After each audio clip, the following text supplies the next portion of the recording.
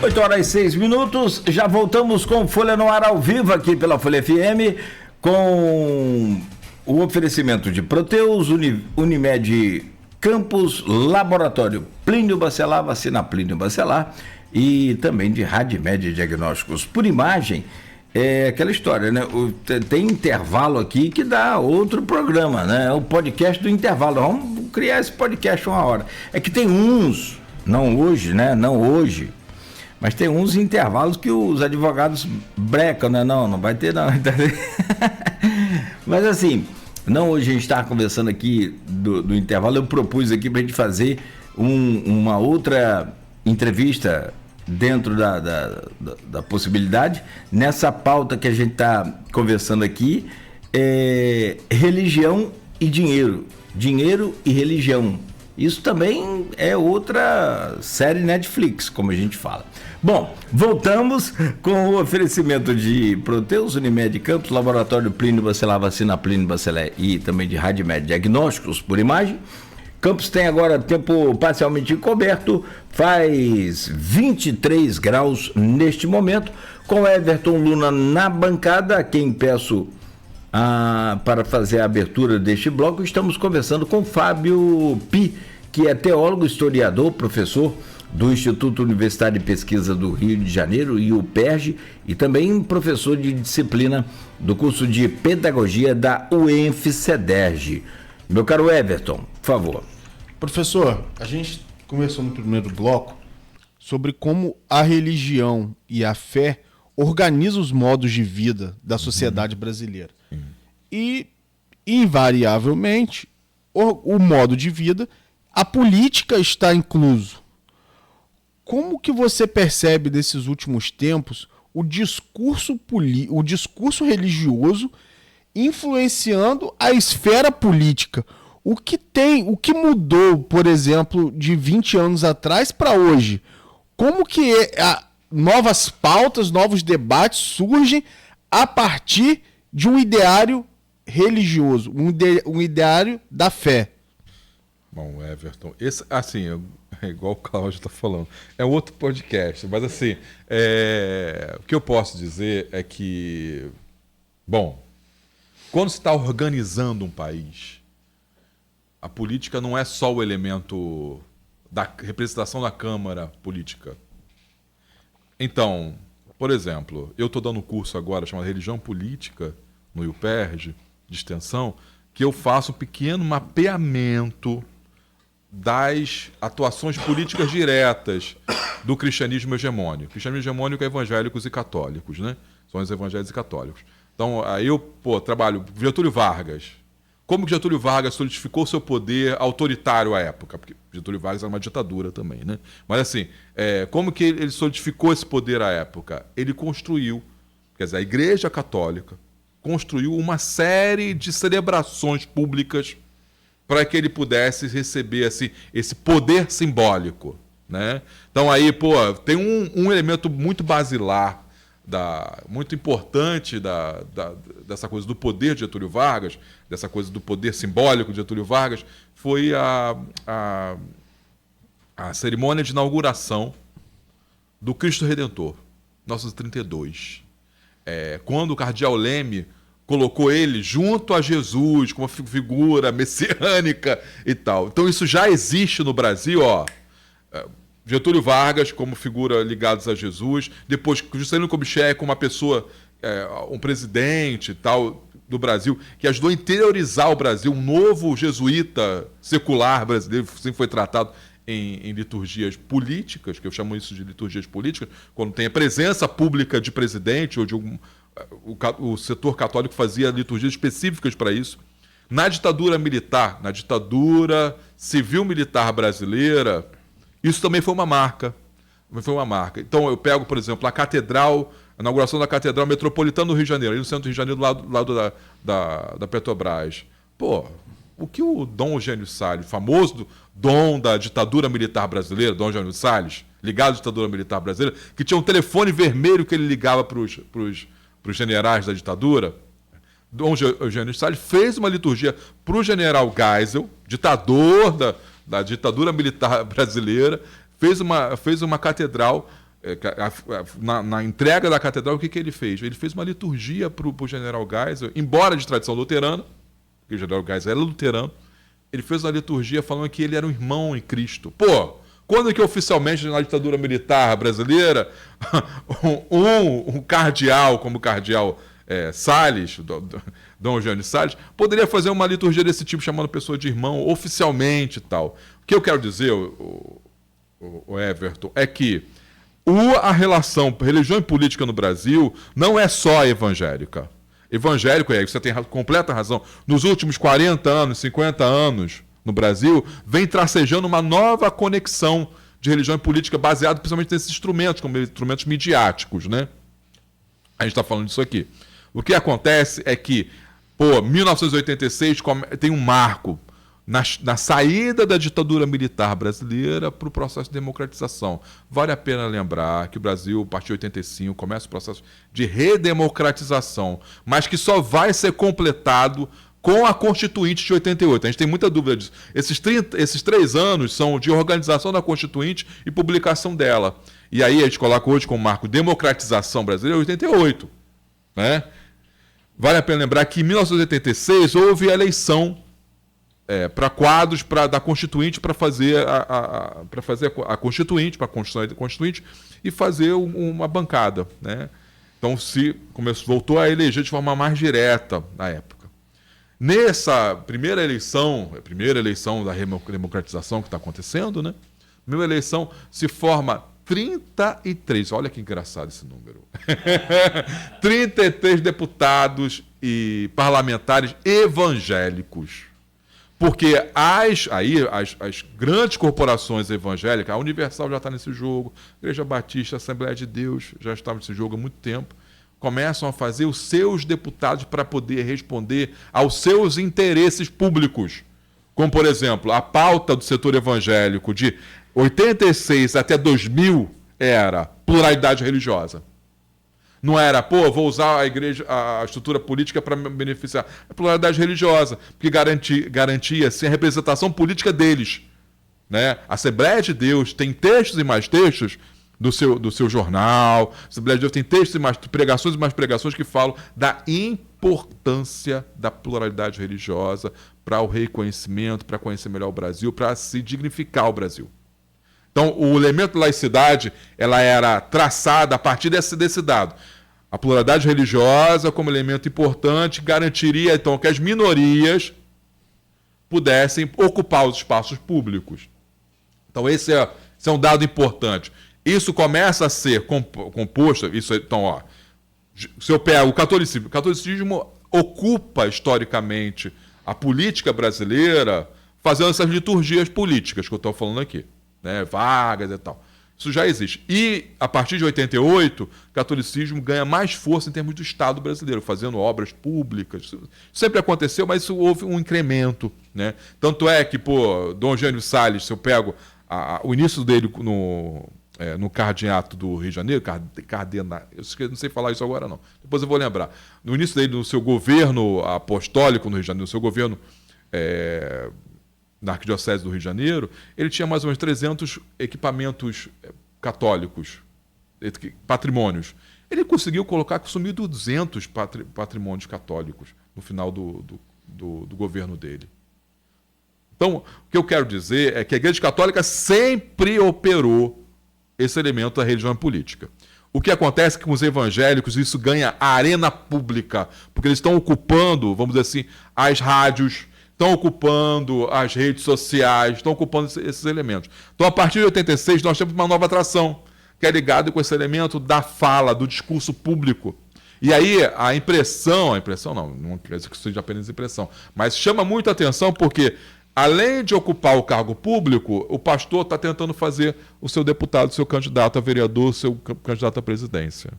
Então, uma nova atração começa a se desenvolver a partir de 86, mas que é aprofundada nos últimos 20 anos. Nos últimos 20 anos, os setores dos grandes pastores das grandes corporações evangélicas fazem questão de diretamente dizer ao seu candidato à presidência à presidência do Brasil. Dizer quem é seu candidato a vereador, deputado e tal. E aí, então, começa a ter uma nova configuração nessa lógica, e aí se constrói, a partir de 86, mas vai ser aprofundado a partir do governo de Lula I, vai ser aprofundado e vai se fazer um setor específico no parlamento brasileiro dos evangélicos. Primeiro, ele vai ser chamado de bancada evangélica, 86. Bancada evangélica são todos os parlamentares que são evangélicos. Beleza. 86. Acontece com o governo de Lula, eu não sei, lembro se é Lula Dilma, mas assim, no governo do PT, acontece uma coisa diferente. Isso ela vai crescendo, né? De 33 vai ganhando depois 50, 60, 80 e poucos e tal, 100 e pouco, aí começam a ter mais poder. E aí, então, eles começam a deixam de ser chamados apenas de bancada evangélica, e a partir de 2010 começa a formar um setor do parlamento brasileiro, e aí vai ser chamado de Frente Parlamentar Evangélica.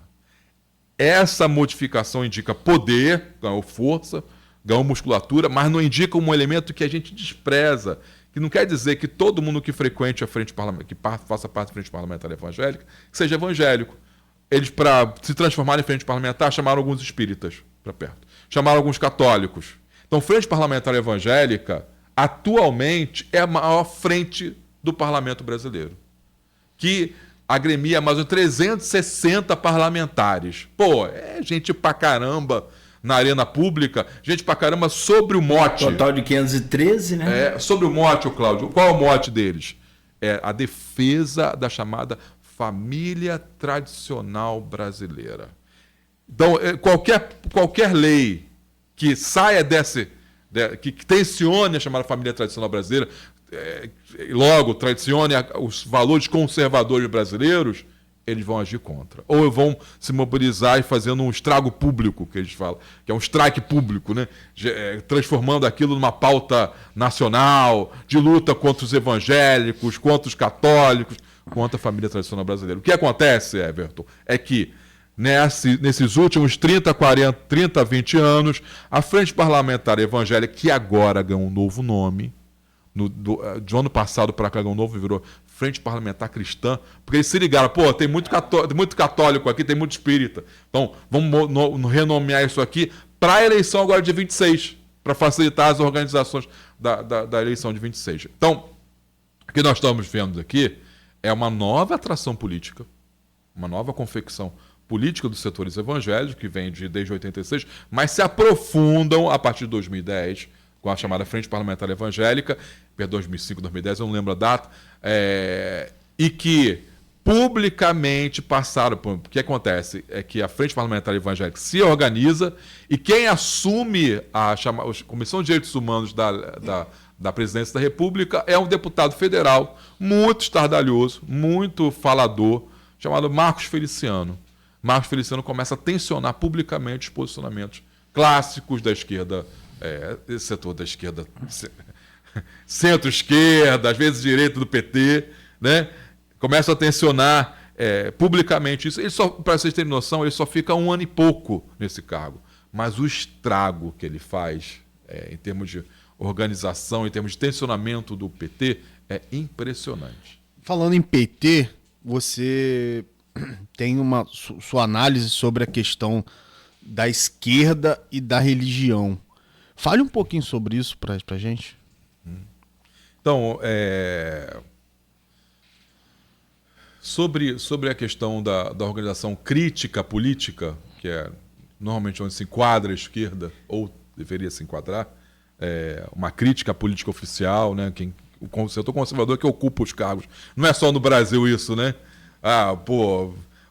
Morei um tempo fora, né? Morei um tempo fora, é impressionante, assim.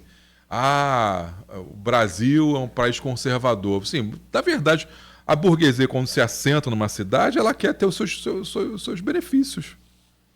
Quer ter seus benefícios. Então, os setores se transformam em conservadores porque tem uma casa, eu comprei um carro e tal, eu quero ficar bem na cidade.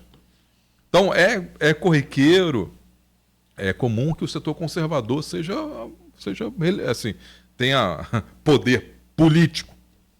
Isso é corriqueiro. O que acontece que acontece no Brasil é que, na saída da ditadura militar, quer dizer, a ditadura militar conseguiu, de uma forma muito direta, praticar inúmeras violências contra os setores heterodoxos, não só uma esquerda clássica, né, mas também setores que se organizavam, né? Aí eu vou citar, por exemplo, movimentos que faziam parte do movimento cristão, né, os grandes setores ecumênicos do cristianismo e tal, não diretamente um setor de esquerda, mas por organizar pessoas, a ditadura foi reprimir. Anivaldo Padilha, filho do ministro, um pai do ministro de Lula, do Padilha, Alexandre Padilha. Do Alexandre Padilha, ele foi preso, não porque ele era comunista, ele nem era. Ele foi preso porque ele era um articulador da juventude cristã brasileira. Então, o que acontece na época da ditadura militar é que a ditadura militar conseguiu violentamente reprimir os quadros da esquerda e dos setores que buscavam organizar, setores heterodoxos, se organizar no Brasil. Então, isso é um dado. Então, a partir do final da ditadura, os partidos começam a se reestruturar, os partidos ditos de uma esquerda. O PCdoB, o PCB se organiza e, para falar a língua desse novo setor, desse setor que organiza o espaço urbano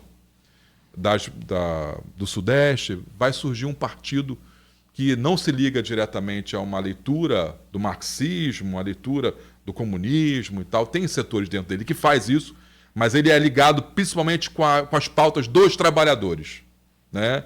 Então, o PT é organizado a partir do operariado de São Paulo, falando a língua desse operário. Então, por que é a partir dos trabalhadores? Porque é dos trabalhadores urbanos.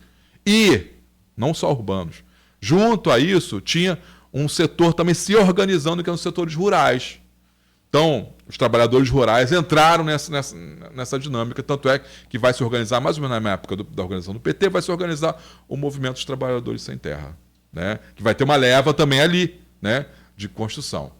Junto a isso, então, o que eu estou dizendo? O PT não é um partido assim, de um setor apenas. O PT é o que a gente conhece dentro da ciência política como uma reunião de tendências. Então, de um lado, trabalhadores urbanos, de outro, trabalhadores rurais, de outro, setores que vieram da ditadura, que sofreram muito com a ditadura, os setores da igreja. Então, por exemplo, temos o clero, por exemplo, Frei Beto, tem setores da igreja católica, do catolicismo, vamos dizer, de esquerda, que vão se juntar a isso. Então, Ivo Lesporbin, Frei Beto, Paulo Fernando Carneiro de Andrade, vários setores da Igreja Católica que também vão se reunir. O que eu quero dizer com isso? É que o PT se organiza, também, esses setores aos poucos vão virando professores universitários, ou são já professores universitários. Então, esse setor... Então, o que nós temos basicamente? Trabalhadores urbanos, trabalhadores rurais, temos setor do clero, das igrejas, tem luteranos aqui, anglicanos também, mas do clero, e setores universitários, que estão reconstruindo, reajustando a universidade brasileira.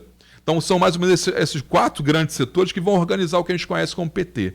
O que acontece é que, dentro do PT, existe o setor da teologia da libertação, que ajudou... que fazia parte dessa organização, chamada do clero, desse clero. O setor de libertação, ele não se preocupa tanto em dizer publicamente. Então, o setor acadêmico começa a pautar, dizer assim, a religião não é um elemento importante para a arena pública, para ser traçado na arena pública brasileira. Então, o que acontece é que, historicamente, porque está falando da década de 80, né? Historicamente, a esquerda brasileira, que tem o PT conseguiu direcionar de alguma forma, mas também por conta do marxismo, que também tem uma certa dificuldade com a dinâmica religiosa, a esquerda brasileira apresentou uma dificuldade formidável de administrar as pautas religiosas. As pautas religiosas, elas acabaram se tornando periféricas na abordagem dessa esquerda. O que é um problema se a gente pensa o seguinte: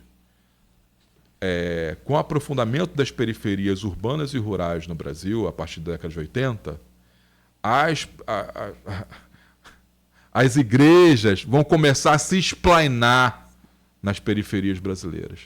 O que acontece a partir disso? É que há um processo de aprofundamento e assim, diversificação das igrejas no ambiente rural e urbano, nas periferias rurais e urbanas, onde, principalmente, a maior igreja evangélica do Brasil se esplaina. É impossível numa favela no Brasil, numa área rural no Brasil, e não ver uma portinha de antigo birosca, de um antigo... Clube, cinema. Alguma coisa. Não. Estou falando específica de uma birosca, uma portinha pequena. Um botequim se transformar escrito ali. Assembleia de Deus.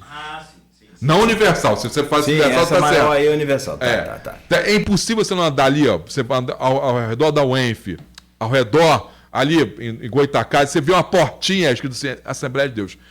O que eu quero dizer com isso?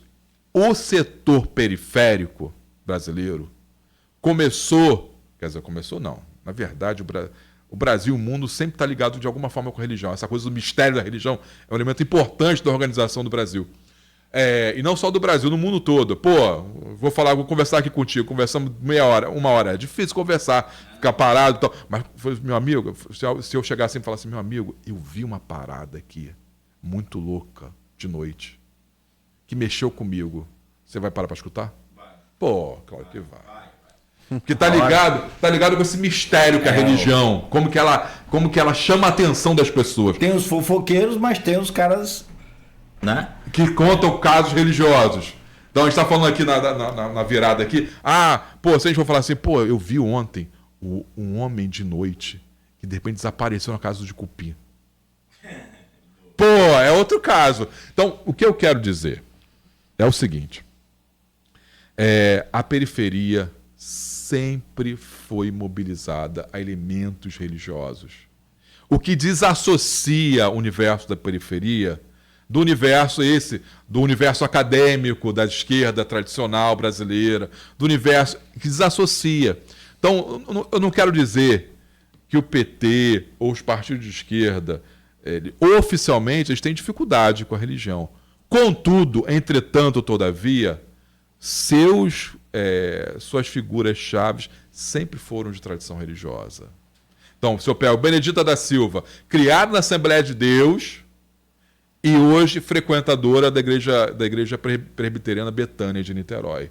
Se eu pego Luiz Inácio Lúcio da Silva, ligado ao catolicismo popular, mas também tem suas caminhadas nas tradições afro-brasileiras, né? Figuras-chave do PT são figuras religiosas. O que acontece é que há uma dificuldade, como a gente vai falar sobre isso, a dificuldade é a seguinte, quando a gente fala assim, o grande problema é, quando chega e fala assim, o PT e os evangélicos. Já é um problema isso. Rapidinho, Cláudio, só para fechar. Eu peço desculpa. Só para fechar. Quem disse que o PT não é religioso? Quem disse que o PT não é evangélico também? Porque a população brasileira cresceu assim, a gente está falando desde o início aqui, tem muito evangélico no Brasil hoje em dia. Quem disse que não tem gente que frequenta a igreja evangélica? Quando a gente cria uma desassociação assim, PT e evangélicos, já está promovendo a divisão.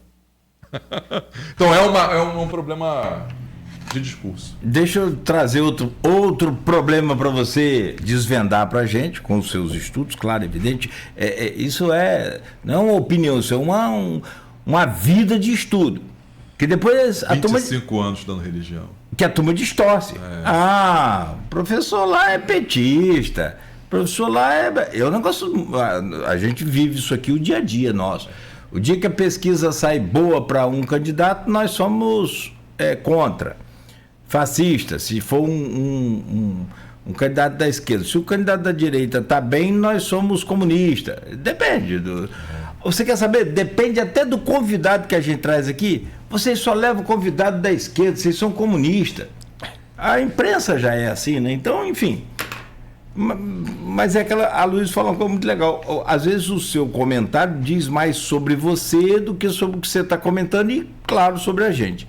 Everton tem compromisso agora, vai para a editoria do jornal Folha da Manhã, né? Vai deixar a gente, mas a gente também não vai. Dá uma pena. Mas a gente segue aqui conversando um pouco mais, quer dizer, tem que botar freio, senão a gente passa de meio-dia. Everton, obrigado por hoje e até amanhã, se Deus permitir. Obrigado, Nogueira, obrigado, Bento, obrigado, professor, foi muito legal. A gente queria ter mais tempo aqui, tipo assim, umas 10 horas, pra gente estender essa conversa que rende tanto assunto, rende tanto conhecimento, porque como Nogueira falou, suas opiniões que você está falando aí não é sua opinião pessoal, é fruto de análise, de estudo, de observação, de dedicação ao assunto, né? Então, eu agradeço muito você ter aceitado vir aqui bater esse papo com a gente. Infelizmente, eu tenho que ir para a editoria do Folha 1 agora. E pro azar dele agora vai virar amigo da gente, ou, né, contato. Vocês são tudo de Talva, né? Não, nós vamos perturbar mais vezes, né? A família dele tem uma história legal também lá em Talva. Ô Everton, vai com Deus. Professor, deixa eu fazer uma pergunta aqui pro senhor com relação a essa informação que o senhor traz, que o PT tem dificuldade com religião. Quando fala religião e PT, dá choque. O PT tem dificuldade com religião hoje por conta da pauta woke, por conta da pauta identitária? Eu diria que não. A questão do PT com a religião, assim, a organização do Partido dos Trabalhadores está ligado com essa primazia de setores intelectuais que vieram de alguma tendência do marxismo, né? Alguns setores. Lembrando, assim, a gente está falando assim, o PT é uma reunião de tendências. São pelo menos 20 e poucas tendências atualmente 20 e poucas tendências do PT. Então, a gente fala assim, o Lula, o PT. Não é. Na verdade, tem uma grande soma de grupos sociais que estão ali, setores ligados com o debate de raça, chama o famoso setor raça e classe do PT, que trouxe essa coisa do debate da cota, foi reafirmador do debate da cota no Brasil. Temos o setor gramsciano, tem o setor trotskista, tem vários setores dentro do PT que a gente tem que indicar sempre.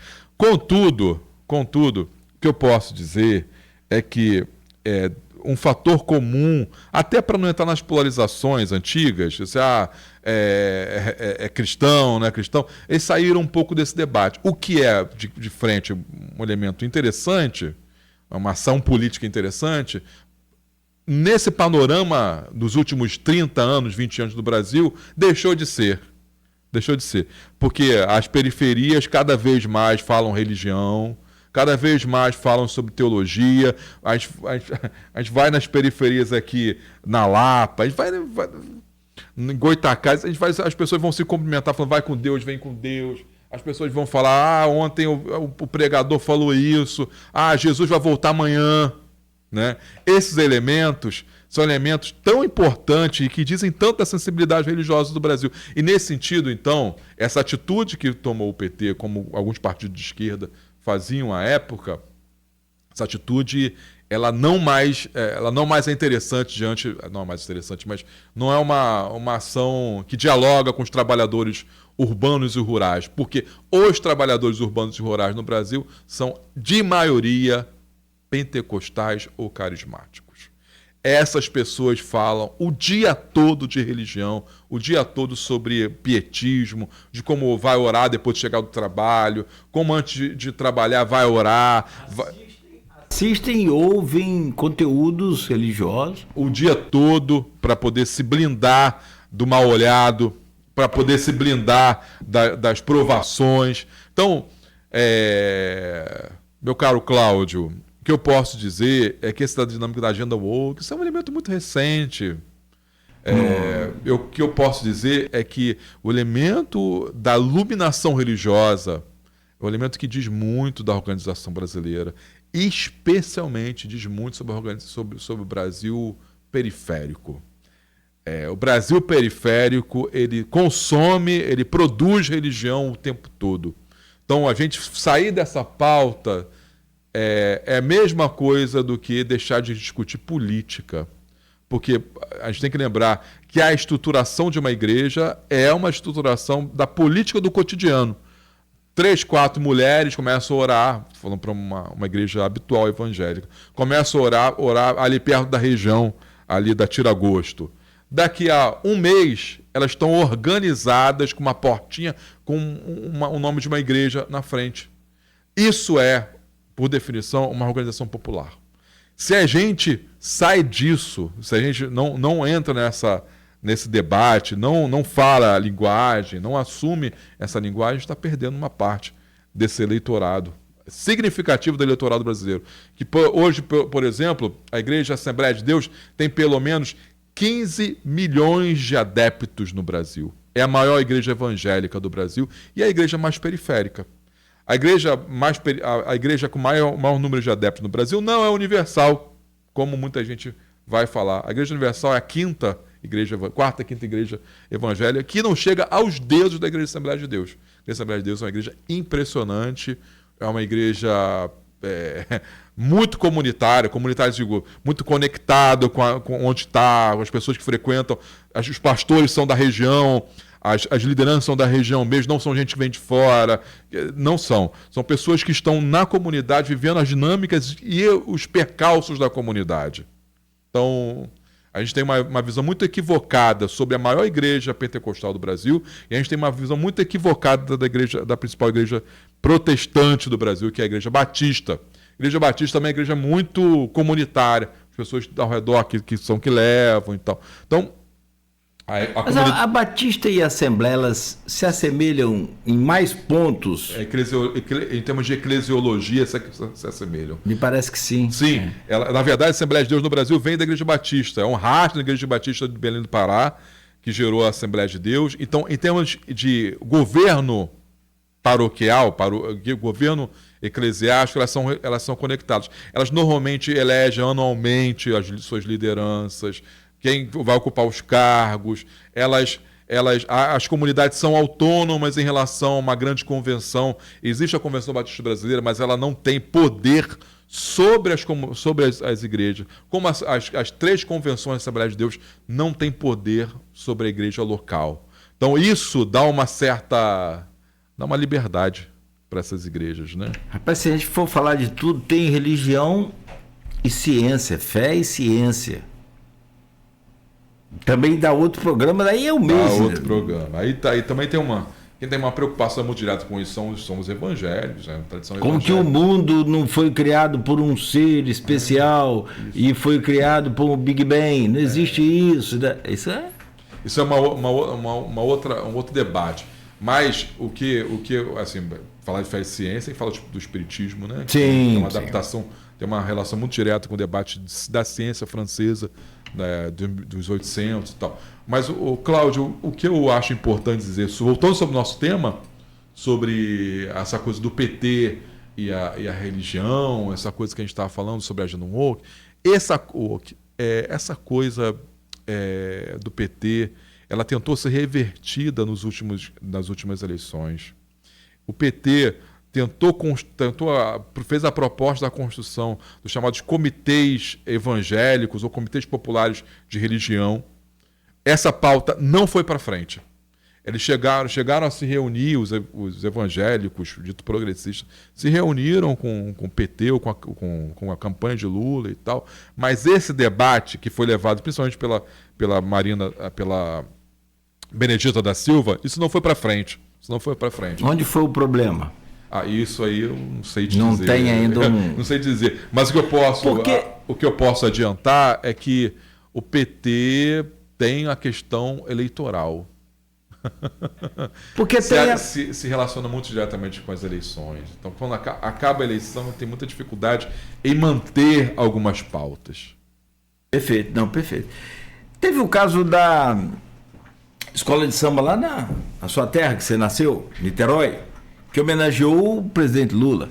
E ali, numa ala, o carnavalesco traz uma alusão a essa família enlatada, né? que é... Em conserva. Enlatado, em conserva.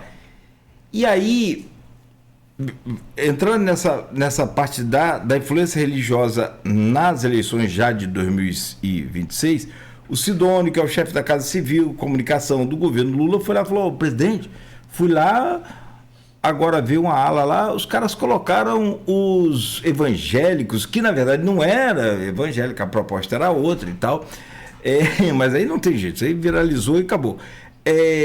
Colocou a tal da família tradicional enlatada, em conserva, que é uma alusão também ao conservadorismo dessa direita, e não a religião.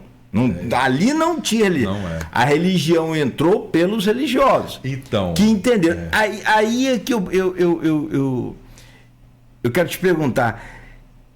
Como que essa influência mexeu nos números das pesquisas? Lula, depois desse desfile, deu uma... Não consegue crescer, continua patinando.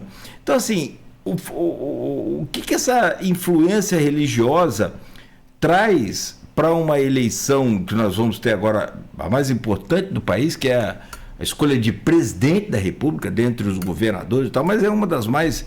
é a mais importante.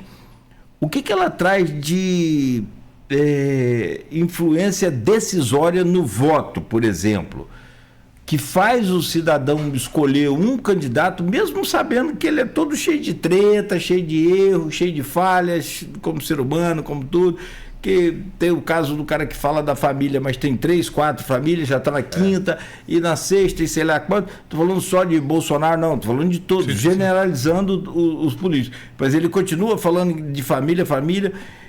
E o que é possível interpretar isso em números lá no final da eleição, em voto? Como é que isso Cláudio, causa ótima esse questão, impacto? ótima questão. Primeiro, sobre a questão da família em conserva. Sobre a questão da família em conserva, foi muito interessante, porque quando estava acontecendo, e nos dois dias seguintes aos desfiles, tem essa coisa que você acabou de dizer, houve a diminuição de apoio a Lula e tal.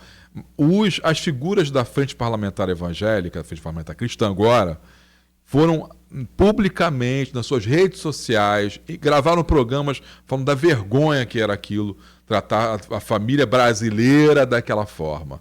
Cito figuras como Marcos Feliciano fez isso, figura como o próprio Cida Malafaia fez pregações indicou sobre isso em pregações e tal.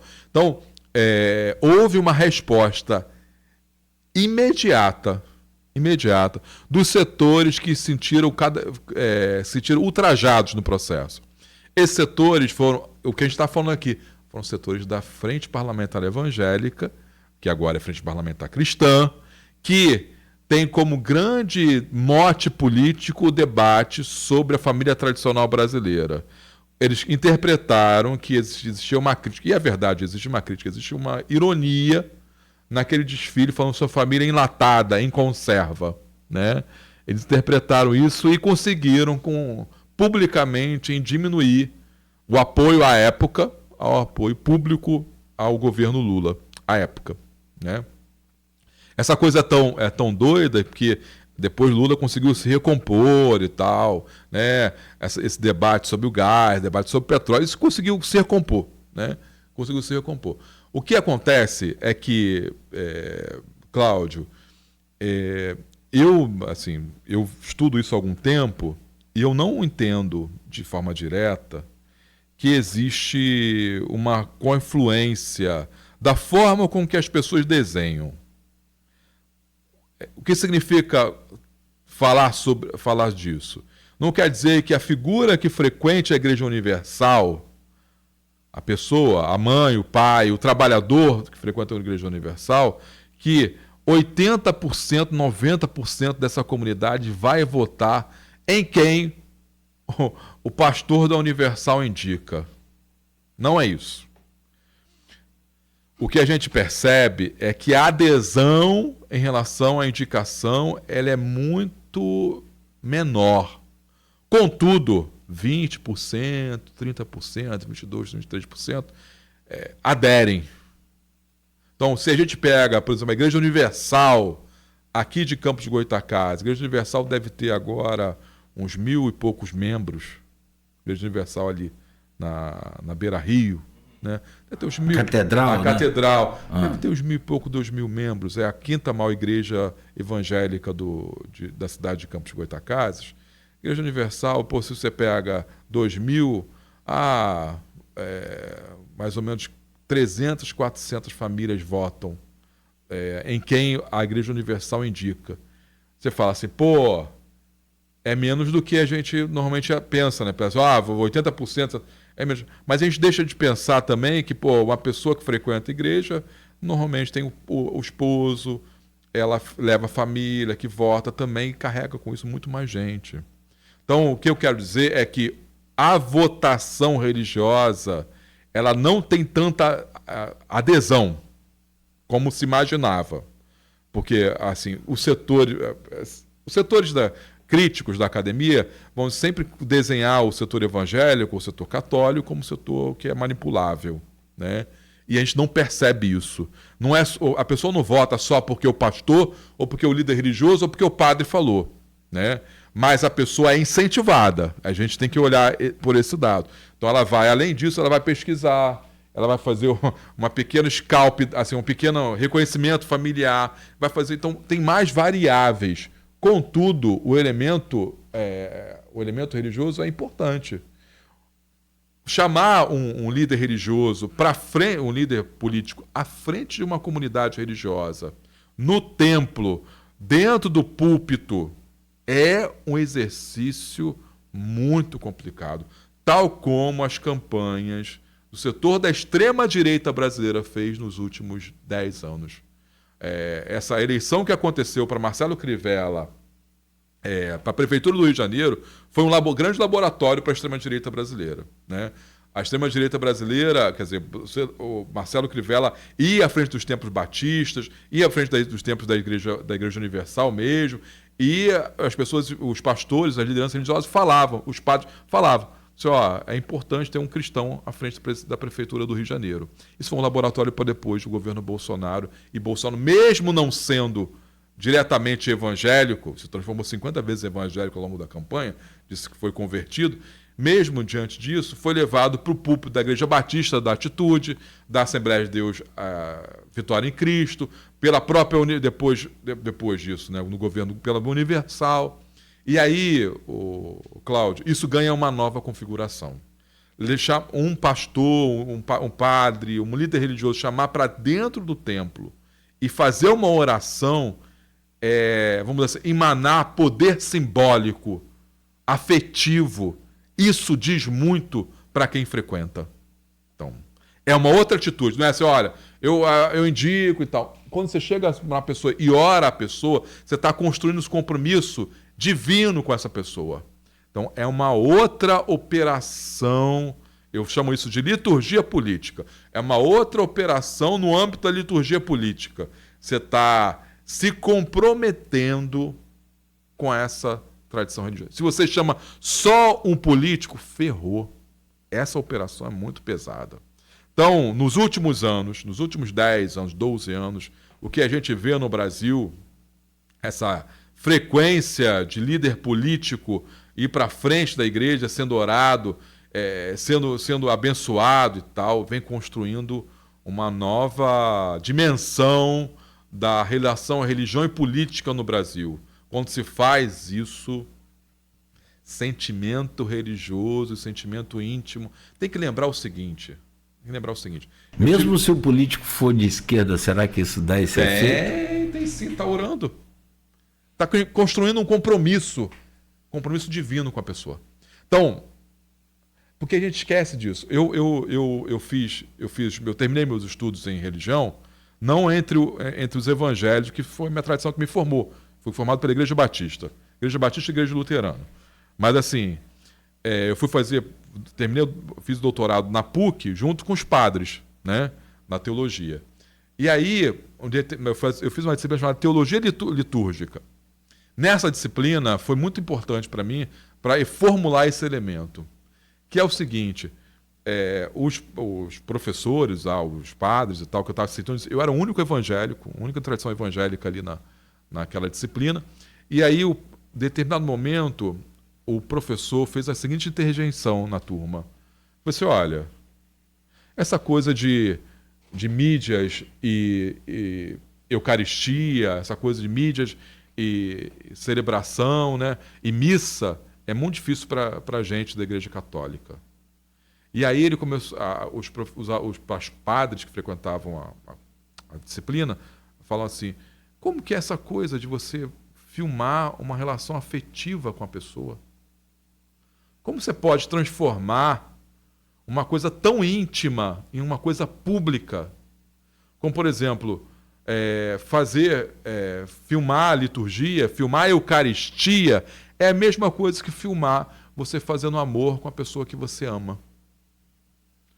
E aí eu entendi a dimensão desse elemento quando houve esse debate na turma, né? Transformar um elemento tão íntimo seu, de você pedir na frente de um templo, pedir numa celebração de um culto, de uma missa, de você transformar isso em um elemento midiático, de certa forma, dentro das tradições, estou falando das confissões, das chamadas comunidades paroquianas, quer dizer, dos grupos religiosos mais fervorosos e tal, é transformar isso em uma coisa essa coisa muito particular, em vender isso. Você está vendendo algo que é mais importante na sua vida. Que é o quê? O mais importante na sua vida para o trabalhador urbano e trabalhador rural não é todo dia levantar às 5 horas da manhã e ir para o trabalho, como a gente está vendo o pessoal aqui do programa de 7 horas às 9 horas da manhã. Não é isso. Isso é o ordinário. O mais importante da vida é quando a gente coloca, domingo, a gente coloca a roupa, a melhor roupa que a gente tem. Pô, isso é importante. Pô, o setor da esquerda não entende isso, o setor crítico não entende isso. Pô, eu vou para a universidade como? Com qualquer roupa, com a camisa rasgada, eu vou ficar à vontade e tal. Beleza, ok. Tá? Mas o trabalhador urbano, que trabalha todo dia, chega no domingo, ele vai colocar a melhor roupa, passar a roupa, colocar o sapato, fazer a barba, a mulherada vai ajustar o cabelo, colocar maquiagem, né? Significa dizer que a coisa mais importante da semana é ir para a celebração. Isso é o que é de mais caro para essa pessoa na semana. E como que você furta isso, você entrega isso numa oração para um político? Isso diz muito sobre a vida das pessoas. A gente despreza que a religião é afeto. Na dinâmica daqui, é afeto. Você está entregando um dos principais afetos para a pauta política. Então, você chegar um candidato e você orar no momento mais importante da semana, tem muita gente que não sai durante a semana porque trabalha o dia todo, trabalha 2, 3 turnos e vai para a igreja para explainar, para falar com Deus, para ter uma outra dimensão. E, você chama um político para ali e você vai orar. Então, você vai levar todo esse capital afetivo no púlpito e depois para o voto. Olha que coisa louca. Perfeito. Saber entender esse caminho e conseguir explorar esse universo é uma questão importante em qualquer eleição. E nessa, então, né, onde você disse que o eleitorado brasileiro chega a 30%. Evangélico? 26,7%. 26,9%. 26%. É 26%, 27%. Não tem problema. É isso. Cara, aqui, ó, são 8h54. Eu quero te agradecer muito. A gente não tem mais tempo. Deixar para você fazer suas considerações finais, saber um pouco mais sobre essa questão. Você tem lá o seu canal no YouTube. No YouTube? Estou começando esse negócio de YouTube. Bom. É claro, cara. Nunca é tarde, não. Então eu estou codificando um pouco as publicações. Semanalmente eu tento codificar as publicações em pequenos vídeos demonstrativos dela. Lá nos shorts do YouTube, você vai arrebentar. Então, eu faço eu pego pequenos, e aí a partir da perspectiva didática, codificar o texto da linguagem de artigo para a linguagem de vídeo, para as pessoas Sim, entenderem. Então, eu faço uma pequena construção, pequeno vídeo explicando as publicações. Como é que te acha lá? É Fábio-Pi. Traço, não underline, é traço. Tracinho mesmo. Fábio-Pi. Se puder participar lá, comentar, aderir e tal, se inscrever, compartilhar. Eu agradeço. É a rede social que eu estou fazendo uso agora, eu não sou muito chegado nessa coisa. Vídeo é lá. Para vídeo é lá. E assim, o que eu posso dizer para as pessoas?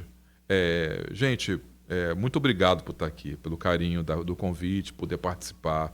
É um prazer estar aqui nesse horário que os trabalhadores que vivem a dinâmica das cidades do interior fluminense podem escutar, estão em caminho. Então, é um prazer estar aqui e poder fazer essa interlocução. Eu também tenho que dizer o seguinte, religião e política não é um problema, a priori. Não é um problema. Essa relação religião-política ela é histórica da formação brasileira. O que é o problema da forma como ela vem sendo tracejada nos últimos anos, a forma como que ela vem sendo levada, como que ele fala assim, chama uma pessoa para ser orada no púlpito, ser orada na frente da missa. Isso traz muito ungida na frente, dado um valor messiânico à pessoa. Isso é um problema, né? Isso é um problema, porque aí sim ganha bênçãos religiosas de uma forma direta. Agora, eu não posso dizer que a relação religião-política seja um problema, porque, eu não posso deixar de dizer, os evangélicos chegaram no Brasil a partir de uma relação com o Estado brasileiro. Foram contratados, de pessoas que vieram para cá para o Estado brasileiro. A mesma forma a gente pode dizer do catolicismo. O catolicismo chegou aqui já nas primeiras embarcações da Europa para cá. E ajudou a organizar a linguagem, organizar as leis brasileiras, ajudou a organizar isso tudo. Então, religião e política não é um elemento distante das pessoas. A religião política é um elemento que faz parte da caminhada habitual das pessoas, né? O que acontece é que esses últimos anos vem sendo tracejado de uma forma muito perigosa. Quando você chama alguém, um líder político, para frente da igreja, faz uma liturgia para ele, faz uma oração, aí começa a ter uma dificuldade de forma muito direta, uma dificuldade que leva afeto, que leva a trazer o que tem mais importante para a pessoa para uma defesa política. Então aí é uma outra dimensão que a gente tem que procurar a fazer, pelo menos uma análise crítica desse processo. Aquele líder também, lá num palanque, também um outro movimento, eu diria assim, muito... Perigoso. Significativo, Aqui em Campos nós temos uma tradição muito pesada de grandes pastores da primeira, segunda, terceira igreja batista, tal, que se transformaram em líderes políticos. Se a gente considerar a igreja batista, a organização da igreja batista no Brasil, ela era contrária a esse tipo de coisa. É porque isso foi revisto. Lá foi revisto, e a Convenção Batista não tem poder sobre o pastor, não tem poder sobre as comunidades religiosas. Tem a liberdade demais também, não que seja contra a liberdade demais, mas assim, causa alguns problemas. Assim. Então, assim, o que eu quero dizer é que a gente tem que analisar criticamente esses movimentos de atravessamento da religião política, mas eles fazem parte do cotidiano do brasileiro, do francês, do argentino, do uruguaio. É um elemento absolutamente importante e, se não é levado de uma forma democrática, perigoso. É perigoso. Amigo, são 8h59. Obrigado, prazer imenso te conhecer. Conheço parte da sua família lá na Italva, mas agora mais um membro aí da família, muito bom. E como eu disse aqui, vai ficar... naturalmente refém agora da nossa da nossa agenda aqui, cara. Será um prazer estar aqui. E sempre que publicar lá no YouTube que você usa, marca a gente lá, tem também nos nossos canais lá, tem o canal da rádio, tem, claro, o nosso pessoal, então você vai lá, marca a gente pra gente acompanhar. Perfeito. Vai aparecer, e todos, a gente sempre fala aqui, segue lá a Folha, passa a ser também assinante, né, para ser seguidor da Folha, e marca o sininho. Toda vez que chegar aí, a gente começar um vídeo, vai chegar pra gente. Né? E se inscreva, na verdade não assine, é de graça, tem nada para pagar não. Se inscreva lá no YouTube. Ajuda muito. E aí, mas bota o sininho, dá um clique no sininho lá, porque quando publicar um vídeo, vai chegar pra gente. 9h em ponto, fechamos aqui o Folha no Ar, tivemos o prazer de conversar, receber aqui hoje o Fábio Pi, teólogo, historiador, professor do Instituto Universitário de Pesquisas do Estado do Rio de Janeiro e o PERJ, isso mesmo, e professor de disciplina do curso de Pedagogia da UENF-CEDERJ. Gente, estaremos de volta amanhã, a partir das 7h da manhã, sempre com o oferecimento de Proteus, Unimed Campos, Laboratório Plínio Bacelar, Vacina Plínio Bacelar e Radmed Diagnósticos por Imagem.